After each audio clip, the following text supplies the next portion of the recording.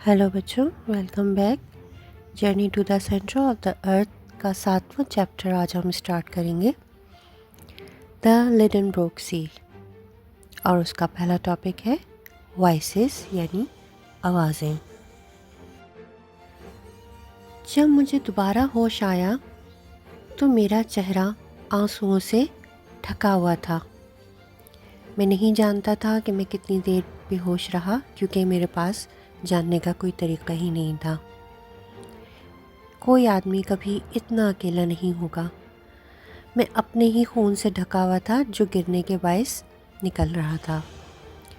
मैं नहीं जानता था कि क्या करूं। इतना दर्द, मैंने सोचा कि काश मैं मर चुका होता। मैं लुढ़कता हुआ दूसरी तरफ की दीवार की तरफ गया। फिर मैंने एक बहुत ज़ोरदार आवाज़ सुनी, जैसे कि कोई तूफ़ान, जो आहिस्ता आहिस्ता कम होती चली गई। ये कहाँ से आ रही होगी? हो सकता है कि ज़ेरे ज़मीन कोई धमाका हुआ हो। मैं सुनता रहा, अगर ये दोबारा हुआ तो। लेकिन चौथाई घंटा मुकम्मल खामोशी के साथ गुजर गया। अचानक मेरे कान ने, जो दीवार के ही साथ लगा हुआ था, अल्फाज सुने। वो दूर थे, लेकिन वो अल्फाज थे। एक लम्हे के लिए तो मैं डर गया कि शायद ये मेरे अपने अल्फाज हों जो एक पेशकश से वापस आ गए हों। ये जाने बगैर मैं चीख पड़ा था। मैंने अपने होठों को मजबूती से बंद किया और अपने कान को दोबारा दीवार से लगा लिया। हाँ, कोई बोल रहा था, यहाँ तक कि मैं जब खुद को दीवार के साथ चंद फिट और घसीटता हूँ, मैं उसे सुन सकता था। मुझे यकीन था, मैंने एक उदास आवाज़ को खोए हुए लफ्ज़ को दोहराते हुए सुना है। कौन बोल रहा था? वाज़ेह तौर पे या तो ये मेरे चचा थे या हैंस, यहाँ तो कोई और नहीं था। अगर मैं उन्हें सुन सकता हूँ तो वो भी मुझे सुनने के काबिल होंगे। मदद! मैंने जितनी ज़ोर से पुकार सकता था पुकारा, मदद! मैंने जवाब के लिए कुछ सुना, कोई नहीं आया। खोए हुए लफ्ज़ ने मुझे फिर से झंझोड़ दिया। इसके बाद वही गरज जैसी आवाज़ आई। फिर मैंने अपना नाम सुना। मैंने अपने चचा को बात करते सुना था। अचानक मैं समझ गया, आवाज़ें दीवार से नहीं आ रही थी। वो आ ही नहीं सकती थी, ये ठोस ग्रेनाइट थी, लेकिन वो दीवार के साथ आ रही थी। अगर मेरे चचा दीवार से हट गए तो मुझे जल्दी करनी पड़ेगी। अगर उन्होंने ऐसा करा तो वो मुझे फिर सुन नहीं सकेंगे। मैंने अपना मुंह बिल्कुल दीवार के साथ लगा दिया और जितना वाज़े और तेज़ आवाज़ में बोल सकता था बोला, अंकल लिडेनब्रोक। थोड़ी देर तक लगा कि सदियां गुजर गईं, क्योंकि बिल्कुल खामोशी थी। आखिर में कुछ अल्फाज मुझ तक पहुँचे। एक्सल, एक्सल, क्या ये तुम हो? जी जी, मैंने जवाब दिया। फिर तकरीबन 1 मिनट के लिए कोई आवाज़ नहीं आई। फिर मुझे अपने अंकल की आवाज़ दोबारा से सुनाई दी। लग रहा था आवाज़ें ग्रेनाइट की दीवार से आ रही हैं। तुम कहाँ हो एक्सल? मैं खो गया हूँ मुकम्मल अंधेरे में। एक बार फिर खामोशी का तवील वक्फा आया। लेकिन आपके लैम्प का क्या हुआ? टूट गया। फिर एक लंबा वक्फा आया। और नदी गायब हो गई। फिर वक्फा आया। एक्सल, मेरे प्यारे लड़के, खुश हो जाओ। मैं बहुत थक चुका था, आप बोले। मैंने सोचा कि जब वो मुझसे बात नहीं कर रहे थे तो शायद हैंस से बातें कर रहे थे। मैं नहीं सुन सकता था, लेकिन ये वक्फे बहुत अजीब थे, सब एक ही लंबाई के लग रहे थे। हौसला रखो, मेरे चचा ने कहा, हम आपको ढूंढते फिर रहे हैं।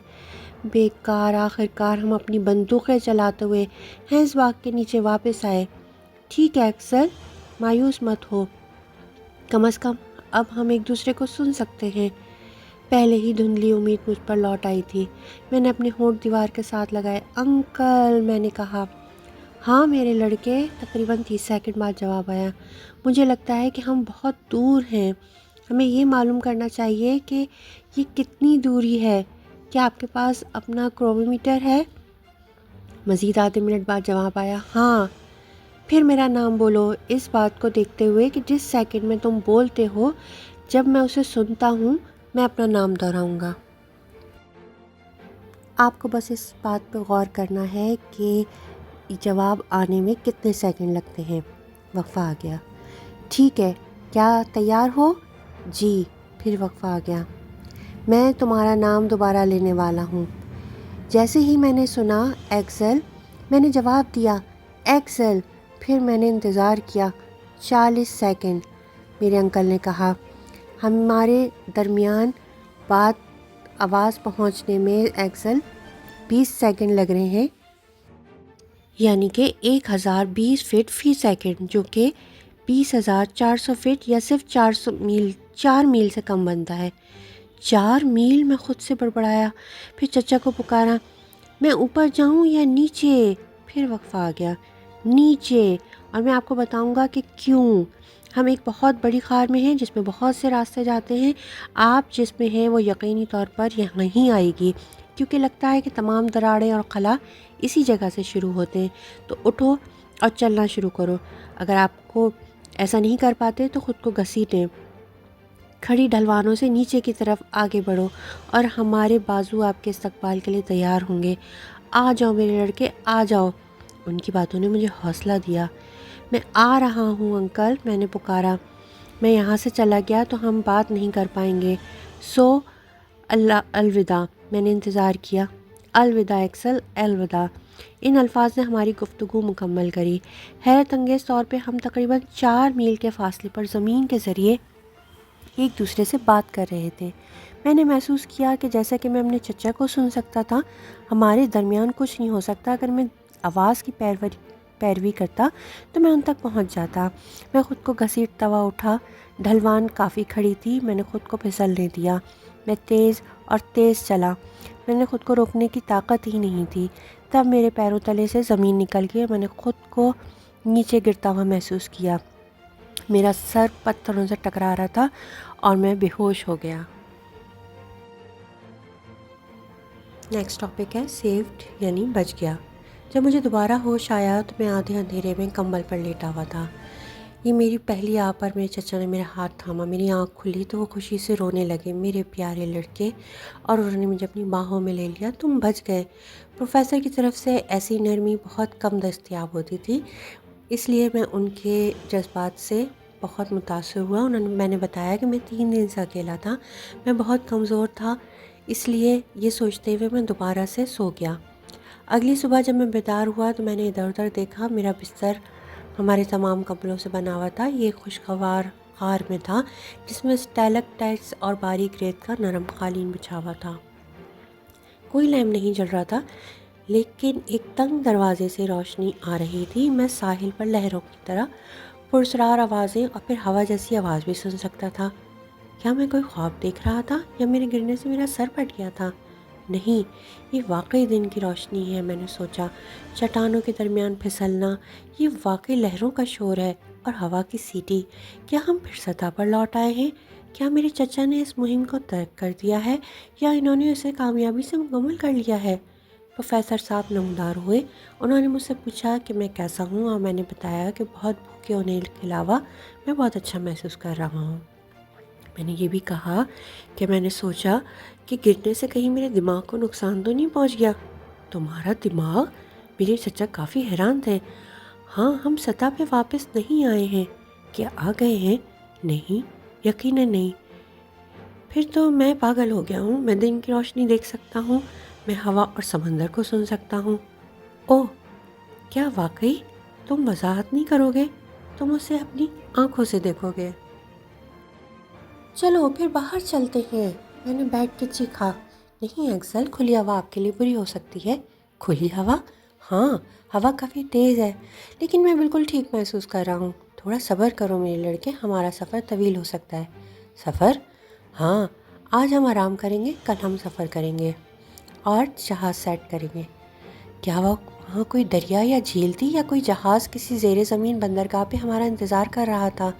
میرا تجسس اتنا شدید تھا کہ میرے چچا نے فیصلہ کیا کہ مجھے باہر لے جا کے دیکھ لینے دینا چاہیے۔ میں نے جلدی سے کپڑے پہن لیے، ایک کمبل اپنے گرد لپیٹ لیا اور غار سے باہر آ گیا۔ نیکسٹ ٹاپک ہے حیرت انگیز عجائبات۔ سب سے پہلے میں نے جو دیکھا، میری آنکھیں اب روشنی کی عادی نہیں تھیں، وہ فوراً بند ہو گیا۔ جب میں نے انہیں دوبارہ کھولنے میں کامیاب ہوا تو میں خوشی سے زیادہ حیران رہ گیا۔ سمندر! میں چیخا۔ لیڈن بروک سمندر! میرے چچا نے کہا۔ مجھے یہ مل گیا، اس لیے میں نے اس کو اپنا نام دے دیا اور اسے اپنے نام سے پکارنے کا مجھے حق حاصل ہے۔ پانی، ایک جھیل یا سمندر کا آغاز نظروں سے دور پھیلا ہوا تھا۔ باریک سنہری ریت کا ایک ڈھلوان ساحل تھا جو چھوٹے چھوٹے گولوں سے ڈھکا ہوا تھا۔ لہریں اس پہ ٹوٹتے ہی عجیب طرح سے گونج رہی تھیں۔ ایک ہوا نے میرے چہرے پر کچھ پانی سا اڑا دیا۔ ساحل کے پیچھے چٹانوں کی ایک لکیر بڑی بلندیوں تک مڑی ہوئی تھی۔ یہ ایک حقیقی سمندر تھا، لیکن ظاہری شکل میں خالی اور وحشی، اور جو روشنی مجھے دکھائی دیتی تھی وہ نہ تو سورج کی طرح تیز اور چمکدار تھی اور نہ ہی چاند کی طرح ٹھنڈی اور ہلکی۔ یہ ایک مضبوط ٹھنڈی سفید روشنی تھی، واضح طور پر برقی تھی۔ میرے سر پہ ستاروں سے چمکنے والے آسمان کے بجائے بڑے بڑے بادل تھے۔ مجموعی تاثر بڑا اداس تھا۔ ان بادلوں کے اوپر، جن کو میں جانتا تھا، گرینائٹ کی چھت تھی۔ ہم واقعی ایک غار میں تھے، حالانکہ لفظ غار اس کے سائز کا کوئی اندازہ نہیں دیتا۔ ساحل پانی کی طرح نظروں سے باہر پھیلا ہوا تھا اور بادل میرے اندازے کے مطابق 12,000 فٹ بلند تھے۔ میں نہیں جانتا تھا کہ ایسی جگہ کی تھیوری کیا وضاحت پیش کرے گی۔ ابر آلود آسمان، برقی روشنی اور بڑے سمندر کے ساتھ اس کے مقابلے میں انسان کو کوئی غار معلوم نہیں ہے۔ میں نے خاموشی سے اسے دیکھا۔ اس طرح کے نظاروں کے لیے نئے الفاظ کی ضرورت ہوتی ہے، میں وہ پیدا نہیں کر سکتا تھا۔ میں نے دیکھا، میں نے سوچا، میں نے تعریف کی، حیرت اور خوف کے ساتھ، لیکن میرے چچا نے ایسے عجائبات پر حیران ہونا چھوڑ دیا تھا۔ کیا آپ تھوڑا سا چلنے کے لیے اپنے آپ کو اچھا محسوس کرتے ہیں؟ انہوں نے مجھ سے پوچھا۔ ہاں، میں نے جواب دیا۔ زمین کے نیچے 40 دن کے بعد اس گیلی نمکین ہوا میں سانس لینا بہت اچھا لگ رہا تھا۔ پھر انہوں نے میرا بازو پکڑا اور ہمیں ساحل پر لے گئے۔ بائیں طرف ایک دوسرے کے اوپر کھڑی چٹانیں ڈھیر سی تھیں، پانی ان کے طرف میں بہہ گیا تھا، لہریں آہستہ سے سمندر میں بہتی تھیں۔ ان میں ہمارا وفادار ہنس باز بھی تھا۔ ہم مستقبل میں اس کی کمی محسوس کریں گے، میں نے آہ بھرتے ہوئے کہا۔ بکواس! پروفیسر نے ناشکری سے کہا۔ اس سے کیا فرق پڑتا ہے کہ ہمارے ساتھ کون سی ندی ہے؟ 500 گز کے فاصلے پہ ایک عجیب و غریب جنگل نمودار ہوا۔ اس کے درخت کھلی چھتریوں کی طرح دکھائی دیتے تھے اور ہوا ان کو بالکل بھی نہیں ہلاتی تھی، گویا وہ پتھر کے بنے ہوں۔ میں تیزی سے چل پڑا، یہ جاننے کے لیے بے چین تھا کہ یہ کون سے درخت ہیں۔ جب ان کے سائے میں ہم پہنچے تو میری حیرت جوش میں بدل گئی۔ یہ صرف کھمبیوں کا ایک جنگل ہے، میرے چچا نے کہا۔ وہ ٹھیک کہہ رہے تھے، لیکن کیا مشروم! یہ 30 یا 40 فٹ اونچی سفید کھمبیاں تھیں جن کے سر اتنے چوڑے تھے، ان میں ہزاروں کی تعداد میں ہجوم اتنا مضبوط تھا کہ درمیان میں سے کوئی روشنی ہی نہیں جا سکتی تھی۔ ہم تھوڑا اور آگے بڑھے۔ شاندار، شاندار! میرے چچا نے پکارا۔ دیکھو ایکسل، ان ہڈیوں کو بھی دیکھو جن پہ تم چل رہے ہو۔ ہڈیاں؟ ہاں، یہ بہت بڑے بڑے جانوروں کی ہڈیاں ہیں۔ میں نے ان میں سے ایک کو اٹھایا۔ یہ ایک کا نچلا جبڑا ہے، میں نے کہا، اور اس کے اوپر دوسرے کی ٹانگ کی ہڈی ہے۔ ان دیو ہیکل پودوں کے سائے میں اس زیر زمین سمندر کے ساحلوں پر جانور رہتے ہیں؟ میں کچھ مکمل بھی دیکھ رہا تھا۔ ہڈیوں کے پنجر۔ مجھے خیال آیا کہ کچھ ہو سکتا ہے ابھی بھی زندہ ہو، ٹھنڈے جنگلوں میں یا کھڑی چٹانوں کے پیچھے گھوم رہے ہوں۔ میں نے اپنے ارد گرد خوف سے غور سے دیکھا، لیکن مجھے کچھ نظر نہیں آیا۔ اس زیر زمین دنیا میں ہم واحد جاندار تھے۔ 1 گھنٹے بعد ہم ساحل سمندر کے ساتھ غار میں واپس آئے، جہاں میں گہری نیند سو گیا۔ دی رافٹ یعنی بیڑا۔ میں اگلے دن مکمل طور پر ٹھیک محسوس کر کے جاگ گیا۔ میں نے چند منٹوں کے لیے سمندر میں تیراکی کا یہ سوچا کہ اس سے میرا فائدہ ہوگا، اور ناشتہ کر کے واپس آیا۔ ہینس باورچی بنا ہوا تھا، چونکہ اب اس کے پاس آگ اور پانی دونوں تھے۔ وہ معمول سے زیادہ اچھا کھانا بنا سکتا تھا۔ اس نے کافی بھی پیش کی۔ اس کا اتنا شاندار ذائقہ پہلے کبھی محسوس نہیں کیا تھا۔ اب میرے چچا نے کہا، جوار بڑھ رہا ہے اور ہمیں اس کا مطالعہ کرنا چاہیے۔ جوار؟ ہاں بالکل۔ آپ کا مطلب ہے کہ یہاں پر چاند اور سورج کا اثر ہوتا ہوگا؟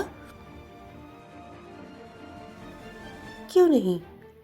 اس وقت ہم ریتیلے ساحل پر چل رہے تھے اور لہریں آہستہ آہستہ ہمارے قریب آ رہی تھیں۔ آپ ٹھیک کہتے ہیں، میں نے پکارا۔ میں اپنی آنکھوں پہ یقین نہیں کر سکتا۔ مجھے کبھی بھی نہیں یہ سوچنا چاہیے کہ زمین کے اندر ایک حقیقی سمندر ہوگا جس میں جوار ہوگا، ہوائیں ہوں گی اور طوفان ہوں گے۔ کیوں نہیں؟ چچا نے پھر کہا۔ کیا اس کے خلاف کوئی سائنسی وجہ معلوم ہے؟ میں نہیں جانتا کہ ہمارے اس نظریے کو لوگ مانیں گے کہ زمین کا مرکز بہت گرم ہے۔ پھر ہیفری ڈیفی ٹھیک ہے؟ واضح طور پہ، لہٰذا اس طرح کے اور بھی سمندر ہو سکتے ہیں اور ان میں مچھلیاں ہو سکتی ہیں۔ آئے کچھ لائنیں اور باکس بنائیں۔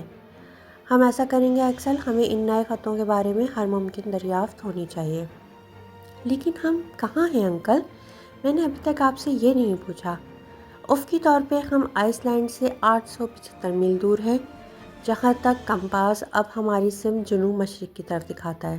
ہاں، اور ہم کتنے نیچے ہیں؟ 88 میل۔ ہم 88 میل نیچے ہیں۔ تو میں نے کہا اسکاٹ لینڈ کے برف سے ڈھکے پہاڑ ہمارے اوپر ہیں۔ ہاں، پروفیسر ہنسے۔ یہ سہارا دینے کے لیے بہت زیادہ وزن ہے، لیکن چھت ٹھوس ہے۔ یہ بہترین مواد سے بنایا گیا ہے۔ اوہ، میں چھت کے گرنے سے نہیں ڈرتا۔ میں نے کہا لیکن آپ چچا نان، آپ کا کیا منصوبہ ہے؟ ہم واقعی نیچے کی طرف اپنا سفر جاری رکھیں گے، کیونکہ اب تک سب کچھ اتنا کامیاب رہا ہے۔ لیکن ہم اتنے پانی سے نیچے کیسے جا سکتے ہیں؟ میں پہلے سر میں ڈوبنے نہیں جا رہا۔ مجھے یقین ہے کہ ہمیں مخالف کنارے پر نئے راستے ملیں گے۔ اور آپ کے خیال میں یہ کہاں تک ہے؟ 70 اور 100 میل کے درمیان۔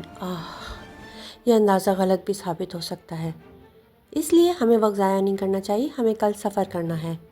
ٹھیک ہے، لیکن کشتی کہاں ہے؟ ایک کشتی نہیں میرے لڑکے، ہم ایک اچھا ٹھوس بیڑا بنائیں گے۔ ایک بیڑا؟ میں چیخا۔ لیکن بیڑا اتنا ہی مشکل بنانا ہے جتنا کہ کشتی بنانا۔ آپ دیکھتے نہیں اکثر، لیکن آپ سنتے تو ہیں۔ آپ سن سکتے ہیں، سنیں۔ ہاں، کچھ ہتھوڑے سنو۔ ہینس پہلے ہی ہمارا بیڑا بنا رہا ہے۔ آؤ اور دیکھو۔ چوتھائی گھنٹے تک چلنے کے بعد ہم نے ہینس کو ایک پہاڑ کے پیچھے ایک چھوٹی قدرتی بندرگاہ پہ کام کرتے ہوئے پایا۔ میری حیرت کی بات یہ تھی کہ وہ ایک آدھا تیار بیڑا ریت پر پڑا تھا۔ یہ ایک عجیب قسم کی لکڑی کے شہتیروں سے بنایا گیا تھا، اور چاروں طرف اس جیسی اور بھی بہت سی لکڑیاں پڑی تھیں۔ یہ کون سی لکڑی ہے چچا؟ یہ جیشم کی لکڑی ہے میرے لڑکے، لکڑی جو سمندر کے پانی کے عمل سے معدنیات میں تبدیل ہو گئی ہے۔ لیکن پھر یقیناً یہ پتھر کی طرح سخت اور تیرنے کے لیے بہت بھاری ہونا چاہیے۔ وہ ٹکڑے نہیں جو صرف جزوی طور پہ جیشم بنائے گئے ہوں۔ دیکھو، میرے چچا نے مزید کہا۔ ایسا ہی ایک ٹکڑا پانی میں پھینک دیا جو نظروں سے اوجھل ہو گیا، پھر یہ دوبارہ سطح پر اٹھا اور لہروں پہ تیرنے لگا۔ حیرت انگیز! میں چیخا۔ اگلی شام بیڑا تیار ہو گیا۔ یہ 10 فٹ لمبا اور 5 فٹ چوڑا تھا۔ اس کی لکڑی کے شہتیروں کو مضبوط رسیوں سے باندھا گیا تھا تاکہ ایک ٹھوس ڈیک بن سکے۔ اس کا مستول 2 لمبے کھمبے ایک ساتھ بندھے ہوئے تھے۔ اس کا پال ہمارے کمبلوں میں سے ایک تھا۔ ہم نے اسے پانی میں دھکیل دیا اور یہ بحیرہ لڈن روک پر امن سے تیرتا چلا گیا۔ اور اس کے ساتھ ہمارا 7واں چیپٹر کمپلیٹ ہوتا ہے۔